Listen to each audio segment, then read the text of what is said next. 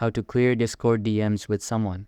Hey guys, in this video, I'm gonna show you how to clear your Discord DMs with someone super quick and easy. Stick with me till the end so you don't miss any important steps. Let's get right into it. First, open up Discord. Make sure you're in the direct messages section. You'll see all your recent conversations there. Now, go ahead and tap on the conversation you want to clear out. Once you're inside that chat, tap on the person's username at the top. Here, tap the three dots icon in the corner.